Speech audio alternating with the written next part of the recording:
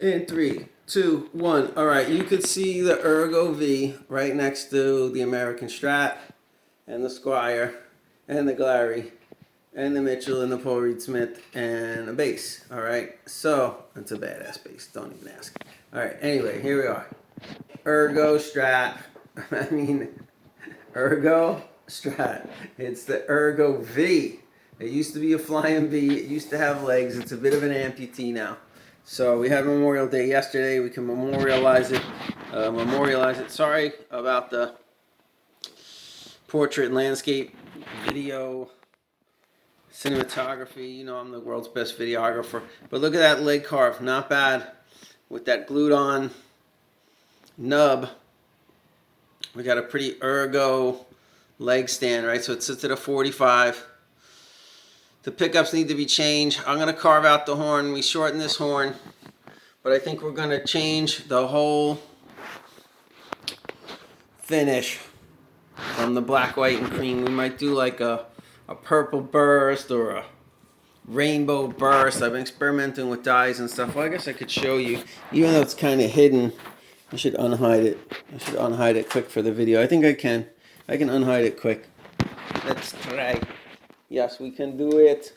I didn't plan this, but we can do it. My best Arnold. Cinematography's getting worse. All right, so this board I've been clamping on so that I can circular saw on. Yeah, fingers in front of the camera, no good. All right, so the bottom board you can see has got some rainbow burst. Yellow up there, dark purple down here. Let me try to unscrew it, get these boards out of the way. That one wasn't really in there so good anyway. And then this one, if I loosen it, should be able to pivot. Okay, we're off. We're free. And we got light. So I've been experimenting with dyes on this board just to see how they look, how they cure, how they change. If you put poly, there's a little dust on there, so it's hard to really see. But as I was using it to clamp onto and circular saw the legs and all that stuff off the Flying V, I realized I got some pretty good color. We got some good fade. We got the yellow. That looks kind of green. That looks kind of horrible in this lighting, but maybe with different tint. But yeah, we got some kind of rainbow fade. We got some good dark purples. The grain is coming out. The grain was highlighted lighter. Came out white. I was trying to have darker grain. But the dice brought out the grain as white. It's pretty cool grain pattern. I think the dust really affected it. It looked better before. I probably scraped it up. Maybe there was some poly on there. But yeah, so I'm thinking, wow, that looks cool. That'd be good for some guitar action. So we might get some red, purple, blue, kind of a burst on there. I was thinking I could leave the cream and black finish and then just do the raw parts. Right, I was going to leave them natural and just put some boiled linseed oil, but who knows, might be cool to stain them, and then it'll be a 3-color guitar. But for right now, the plan is this. We do the horns a little, maybe carve that horn, just a little cut out, a little smooth out, but I want to redo the headstock. Straighten the strings, get them coming out of the nut straight, which is going to mean I'm going to angle it in and reposition probably all 6 of those holes. So we'll see how it goes. This is the update. So far it's looking pretty good. It's looking pretty ergo. We got the added strap button, right? We got the broken body that had been repaired. Took out the nails. Planning to do an upgrade on all the electronics.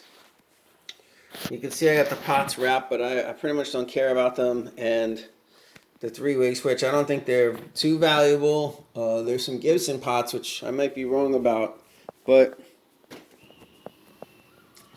I want to do nice pots, a nice electronic setup, maybe some pushes. We could split them up, get some nice humbuckers on there. You can see what I did. Right, the electronics cavity now is down to about half. So there's not a lot of room to screw around in there. I don't really know where I'm going to put the jack. But I figure if I screw up the headstock it won't matter. It won't need a jack.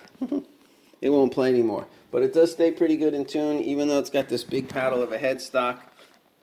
It's weird when you put the strings on. That's when you notice the angle is too crazy. But there's no trem, and it stays in tune pretty good, so it's okay. But it's head heavy, right? So there's neck dive. So I was thinking if I took a little material off, I could lighten up the tuners, but they're so smooth, and they seem to be kind of made for this metal guitar. I don't know if I want to put cheaper ones or lighter ones, but they're Goto. They're heavy, they're solid, they're really smooth. But I'm thinking, yeah, we'll take a little wood off of there. Maybe if I remove the finish off the back of the neck, we could put a bone nut. I doubt that that's bone. And not only that, the E quite often falls off the edge of the fretboard. So you can see the rounded frets, very nice. But if you pull a little too much, it's going right off the side. And that happens pretty often, I notice, on this guitar. More so than all my other guitars. And the angle of the neck may not be perfect, but I was thinking an easy remedy, because it does look kind of straight, but an easy remedy would be just move the slot over, maybe a millimeter, pull that bad boy up. A millimeter would be fine. It might be a little closer than the others, but it'll be okay.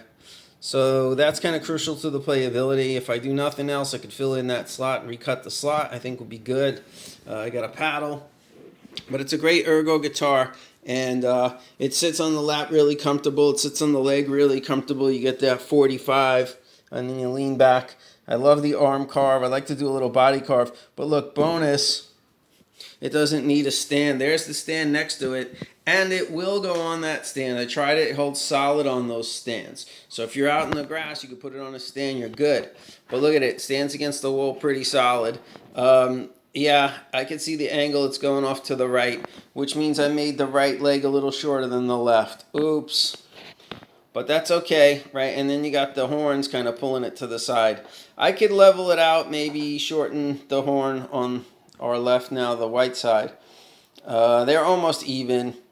I'm not freaking out about that little angle off to the right. It's solid right there. So you can lean it against the wall or against anything. I set it so it leans back. It was kind of almost balancing at one point. And I was like, oh, that's pretty cool. And then I was like, nah, you know what? Probably lean it against things. You're not going to leave it balancing. No, you're not. But once you hit a wall, like that's pretty solid.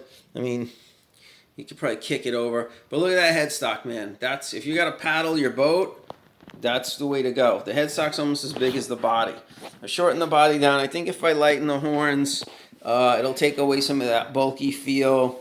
And like I say, it's still really head heavy. Why? Because the neck starts out so forward, where it has upper fret access. So it's going to be great for practicing leads, scales, arpeggios, whatever, all those flashy techniques in the higher frets. So that's what I'm going to use it for, and I want it to be light, ergonomic, and travelable. So I don't know where I'm going to put the jack. Maybe that bottom black horn or the new horn on the side. Kind of easy project I'd like to bang out, and I'm reluctant to start messing with the headstock. Why? It don't look bad. Looks pretty good. Plays great. Plays good. Stays in tune. Really does. Even with those old ass strings. And I mean, I've been sawing on it, dusting it, sanding it, beating it, and I didn't even change the strings. I just put a little masking tape on it, and we're good. So I like that. But yeah, I mean, the neck dive is ridiculous, right? So redonkulous. If I take maybe a little bit of wood off of that headstock, it'll definitely be a little smaller, maybe a little more handleable. The horns added a lot of bulk. So if I was just going for light and tiny, I would get rid of those horns, right? But it's not going to have as good of a leg stand, which really, who cares? But it's not adding that much weight, and it's only about 6 pounds anyway. And then that big black horn, kind of crucial. It won't sit on your lap. You can't play it normally. You can't play it at a 90-degree angle on your leg, which is what I do with all my guitars. They're all pretty much set to do. So it didn't do what it's supposed to do without that. So we're going to leave that horn on, try to shape it a little better, maybe, I think, make it look a little prettier. and we'll be rocking. The strap positions we're still going to be, struggling with. And then the jack, I don't know. If we put it on that little black horn, it's going to be the back furthest. But then when you're plugged in, that could be between your legs. And then I'm going to put the jack in the back. I can put it up on the big horn. There's already a hole for it. But then I got to route and drill the wire up there. So I got 6 inches to go through the body to the cavity to the horn. There's already a drill hole through the horn. The horn had the jack on it. That's where the jack was. So I could put the jack back on the horn. Or I could drill that little white horn, which is funny because it's white. On the back, the guitar is white and black. On the front, it's cream and black. Pretty cool guitar. I know I'm shifting crazy angles on you. But yeah, I'm hoping this to be a very travel-friendly practice ergonomic guitar. I do want to get the electronics going. I'm going to upgrade the pickups and we'll let you know how it goes. I think we're going to try to do something with that headstock, and then inevitably I'm going to end up stripping all the paint off. So I don't know. We're going to mark it up. That's the first step. See how it goes. And then I'll give you guys the update on the Ergo V. Thanks for tuning in. Subscribe, like, share, all that stuff,